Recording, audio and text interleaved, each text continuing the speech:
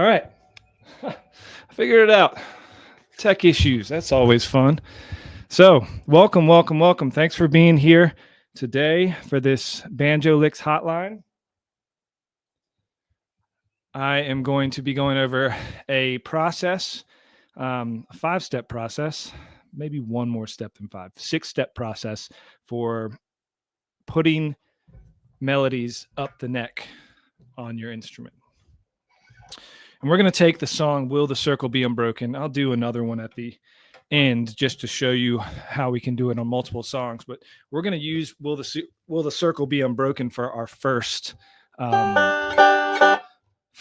song, just because it's such a well-known piece of music. And we can all kind of relate to that and hopefully put it on our instrument at the end of this. I'm going to pull up the chat right now just so I can see if anybody's commenting. But if you do, if you are on the call right now, let me know where you're tuning in from. All right. So let's dive in. So the first thing I'm going to do when I'm trying to figure out a melody up the neck is I really want to have a good handle on that melody, and I want to know what key it's in. So step one, you got to establish the key. And banjo is great for this because it's tuned to an open chord. It's tuned to a G chord. So we can just start with G. That's a great place to start out. And you can once you establish the key, you can start to sing the melody, and you don't have to sing the lyrics. The lyrics are helpful, but they're not necessary. You want to sing the melody or hum the melody in that key. Da da da da da da da da da. So I had to switch octaves there, but you'll figure out what the best octave for your voice is, and you just start with singing the melody. Will the circle be unbroken by and by, Lord, by and by? Every once in a while, check on that. Okay, I'm still in the same key. Da da da da da da da da da da da da da. So I'm not the best singer, and you don't have to be for this. It's just we have our voices. Everybody has a voice they can use, and we should use it as a tool for figuring out melodies on the fly. I don't use mine enough, but when I do use it, when I'm improvising, it really helps me kind of get clear on what I want to play on the neck of my banjo. And when you're figuring out melodies, it's the same thing. You want to use your voice as a tool to cue you for what the melody could be on your instrument. So that's step 2. You want to sing the melody in that key. And we chose the key of G because the banjo's in G tuning, but you can do it in any key. You know, if I chose C, will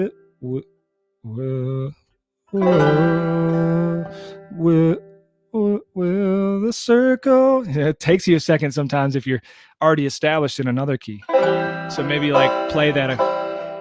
Will the circle. You can kind of vamp on that chord or play that chord over and over again to establish that new key in your ears. Let's do like E flat. Will the circle. But that's just a great way to practice hearing those melodies in those different keys. You know, E flat is that D position moved up 1 fret. Da, da, da, da, da, da, da, da. Back to G. Will the circle. Da, da, da, da. Yeah, so like I said, I'm not the best singer, so apologies for that, but you don't have to be for this process. So there you go. You got step 1, establish the key you want to play the melody in. And this goes for not just playing up the neck, but also down the neck melodies too. And then you want to sing that melody in the key. Lyrics are helpful because they help you attach the melody to the key. Will the circle be unbroken by and by, Lord? All right, so we're going to do, we're going to just isolate the first couple of notes, and that's going to be our starting point. And I'm going to give you a little tip here. When I'm figuring out melodies, I'm always looking for the chord positions to help me find those melody notes. So, you know, maybe I'll start in this G position, and try to figure out where that first melody note is. Or I'll start in this position and figure out where that first melody note is. But use those positions that you know of to help you figure out where these notes are for the song that you're learning. So we're going to use this position to start out. This is one of my favorite positions for finding melodies. It just includes almost all the notes that you need for this song, but it's a great one because the notes are all in this kind of like 3-fret area between the 7th and the 9th fret. And Will the Circle Be Unbroken, there's one that you have to jump up high to, but we'll go into that. All right, so we're going to sing through the first phrase, will the circle. And usually the hardest part is figuring out where that first note is in the song. And you just can go through these notes first, go through these notes in the chord first to figure it out. And what I like to do is compare what I'm singing to what I'm playing on my instrument. Da, da, da, da. So I got to find da, da, da, or will the sir, will. All right, so I found will match that note that I'm singing to that note that I'm playing on the instrument. Will the, that sounds higher to me. So you can also, do this slowly, and does the next note that you're singing feel higher or sound higher than what you're on? Will the, so I found will the circle, that sounds even higher than that note. Circle. All right, so this is the hardest part. Getting started, getting yourself into the melody is the hardest part. But now that you figured out the first 4 notes, will the circle, then you can continue on in that fashion with the next phrases.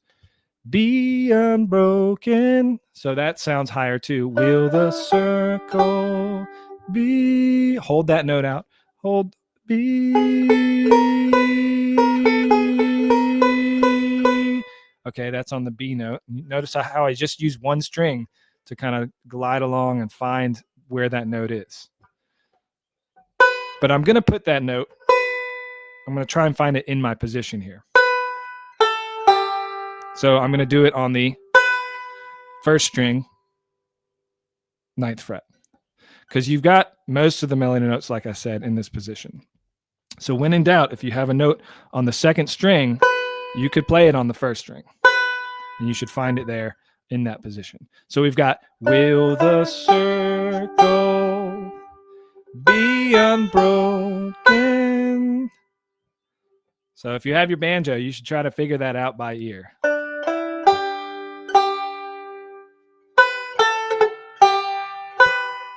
Sometimes flubs will happen.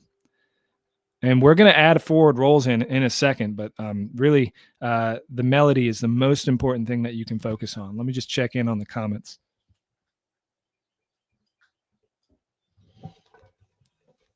Got a couple people from Connecticut, California, Pennsylvania. Greetings, y'all. All right, so you've got, will the circle be unbroken by and by, Lord, by and by. So I know I'm going through it fast, and that's just to demonstrate kind of my process of singing and then applying to my instrument. And if you're just getting started learning by ear, this is going to be pretty time consuming, and it's going to be a little frustrating, but I will share this this document afterwards that I've written out, but I've got some tips for you on there, because like if you're just starting learning by ear, like I said, it's going to take time and it's going to be frustrating. But if you take your time with this process, you're going to get way better at it the next time you do it. So if you spend a week, for example, on the first melody, will the circle be unbroken, take a week to spend time, an hour a day, 30 minutes a day on learning will the circle be unbroken. up the neck, just getting that melody down and internalized. The next song you do, because you've taken your time on that first one, you're going to maybe take half the time. And it's going to keep on shortening the amount of time that you're going to spend on these songs each time you do it, because your ears are going to get better. Your familiarity with the banjo neck is going to get way greater the more that you do this. And I've got more on this we'll do in another session. But eventually, the goal is to be able to do this on the fly at a jam session, and you will on the fly at a jam session. You will be able to get there if you take the time with it, with each song that you're working on. Don't shortcut. Don't look at the tab. Don't just try to add in the rolls before you're ready. You really got to know the melody first. Jim has a question, watching from Vermont. Awesome. As you move up the neck, do the melody notes generally move from the first string to the second and third? I'll talk about that in a little bit, because that's kind of my bonus for this lesson, is working out the melodies in each of the major chord positions. And I'll show you how I would approach that. And there's some different thoughts on that I have to get into in another hotline call, but that's a good question. So we've got our "Will the circle be unbroken by and by, Lord, by and by. There's a better." That sounds a lot like the first phrase. There's a better home awaiting, home up. That sounds like I'm going high. I feel like I'm going high with that note. Home up. Oh, it's way up there. So you do exit out of that position when you get that high note up there. There's a better home up.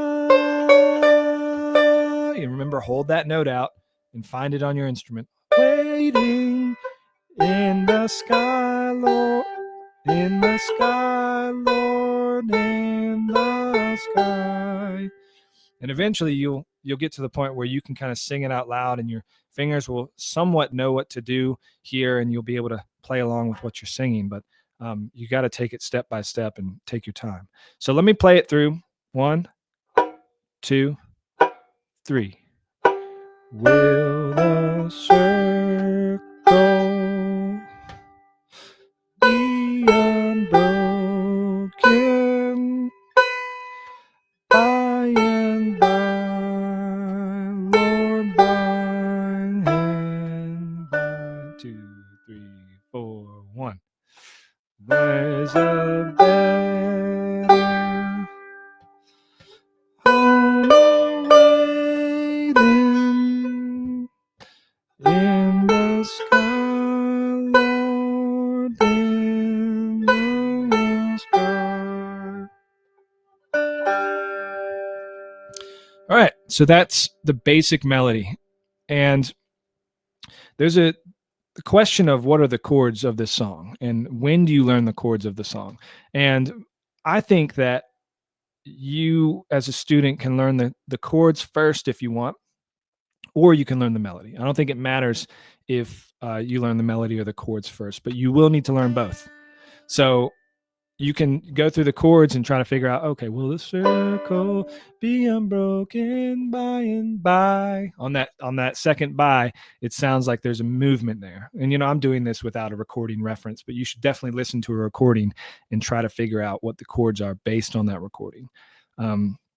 So you want to figure out the chords, and that's going to help you with this next part, which is adding in the forward roll patterns. And these forward roll patterns are just filling the space. Remember, we're not using a tab arrangement. We're not transcribing anybody. We're just adding in our own rolls where we see fit. And it can be whatever you want it to be. It can be as sparse as you want, or you can fill in the space as much as you want. But as I write in my document here, you don't want to rush through the melody here. You need to know the melody really, really well. You need to be able to play this melody with backing tracks, play this melody with a metronome, and you want to spend multiple days on it at the beginning if you've never done this before. So really take time internalizing the melody so you can play it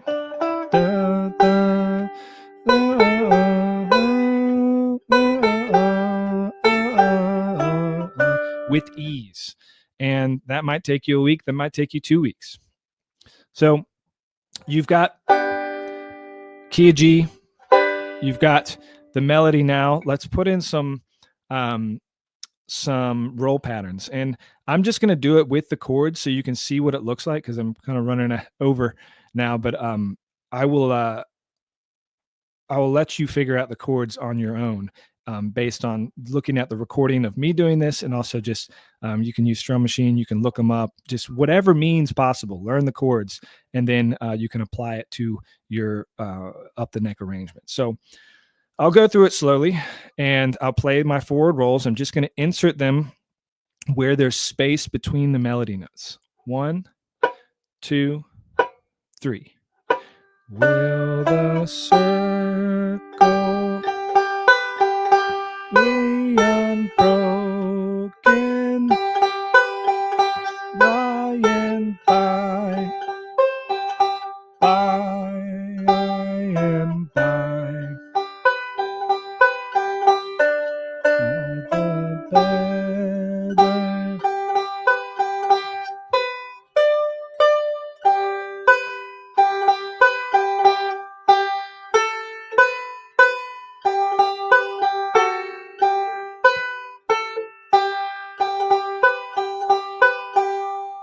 I messed up over the C chord there. I don't know if you noticed that, but maybe I'll do by and by and by.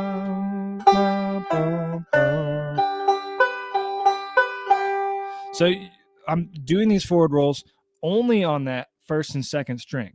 So I'm outlining the chords. Let me play it a little faster so you kind of hear what it sounds like, or what you can get to with this.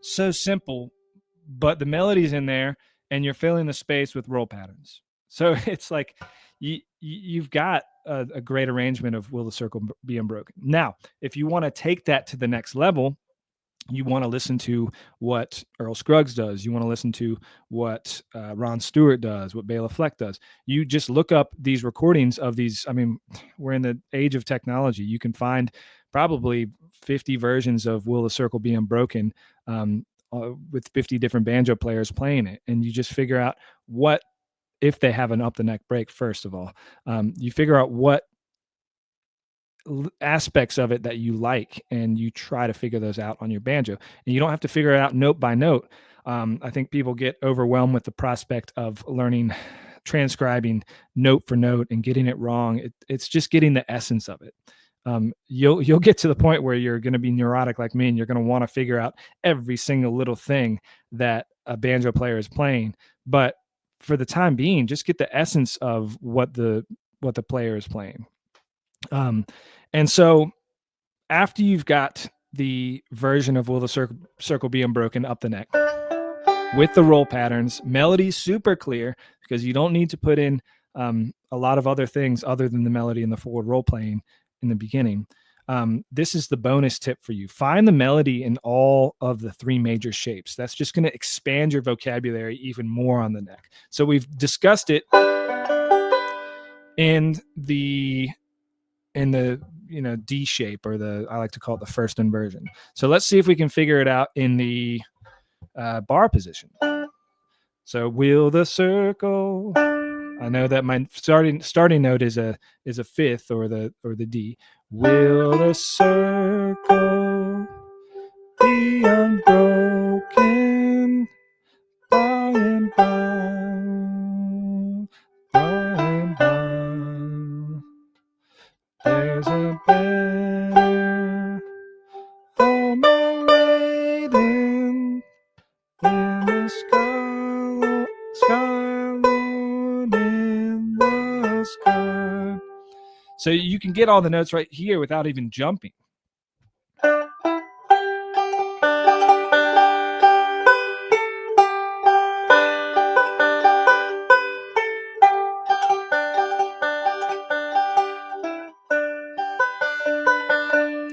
You know, like playing with roll patterns is a little different there in that bar position. It's I think it sounds better and it's easier here in this D shape. But playing out of this bar position is a great way to kind of learn that melody all in one position. So we've got it in the first inversion, we've got it in the bar. Let's go to the root position way up the neck and let's see what happens here. So we know that our note starts on a D note, or our melody starts on a D note. And we know that there's no D note, or maybe you don't know, but you got to kind of find that melody note. Will the sir, will the. So, okay, our melody is starting up here on the second string out of this position, out of this root position. Will the circle be all the way up here on the 21st fret?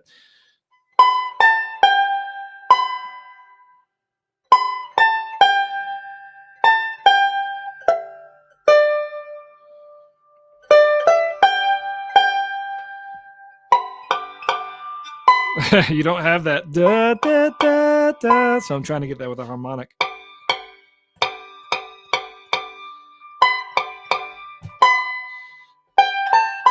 But you can go da da da da da da da da.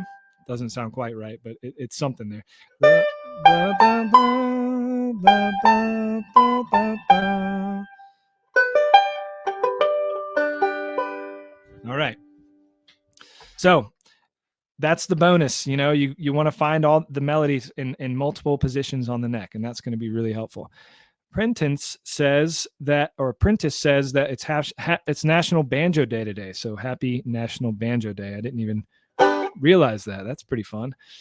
All right, so let's do this on one more melody up the neck.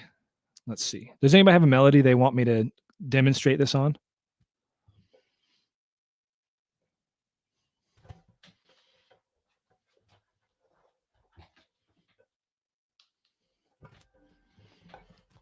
My parents are in Italy right now, and they're messaging me on my phone.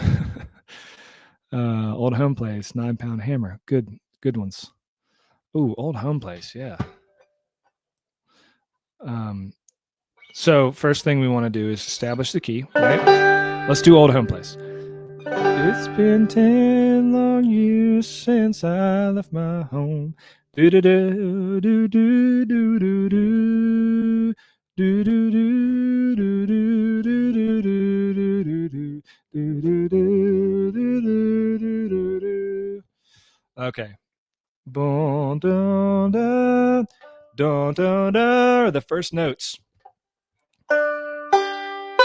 So they're all in that G chord, and you're just gonna go boom, dun, dun, dun, dun. And you can take it phrase by phrase, like it's been 10 long years since I left my home.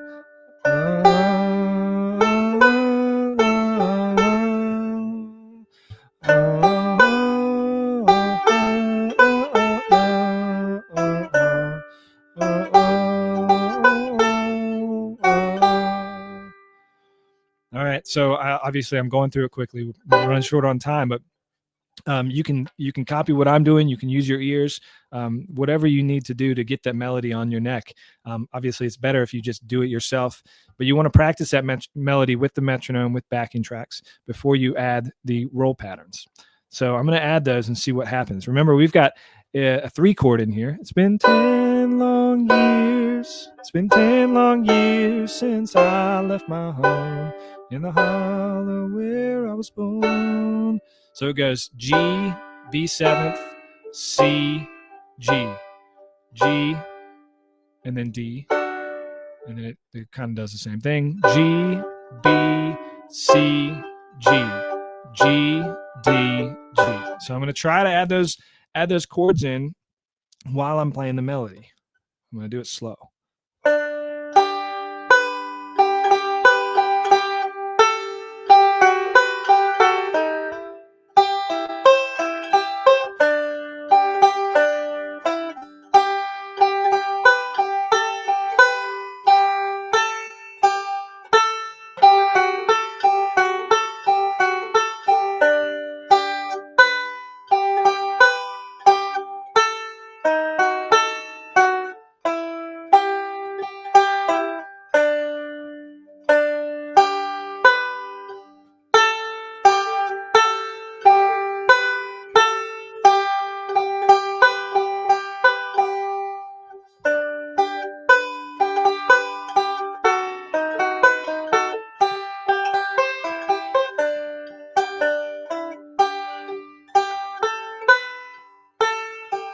It can be really sparse.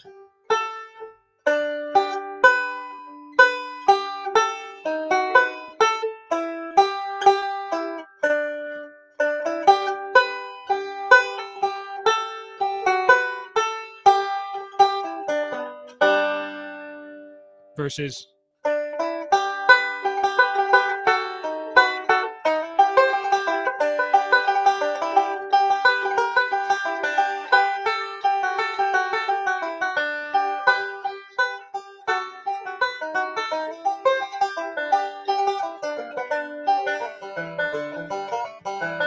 putting on those licks and stuff sounds really fun. It sounds really good, but you don't absolutely need it, and that stuff is all on recordings, and you can grab it all from recordings. All right, so thanks for joining me. I'm gonna do this pretty often. I'd like to get questions from you. If you have any questions for me you'd like me to cover, topics you'd like me to cover, send me an email, letspick@banjolicks.com, and I'll put it on the list. And I can't wait to do this again. It's really fun for me to share this stuff with you, and I hope it helps.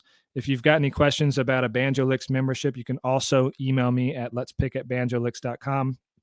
It's $16 a month, or $12 a month if you sign up for a year. That's kind of what it comes out to be. I'll share this video recording with you via the email list, and I'll also include the PDF of my kind of process here. Yeah, and I'll let you know when the next one's going to be. Thanks for tuning in, and we'll see you on the Banjo Licks website.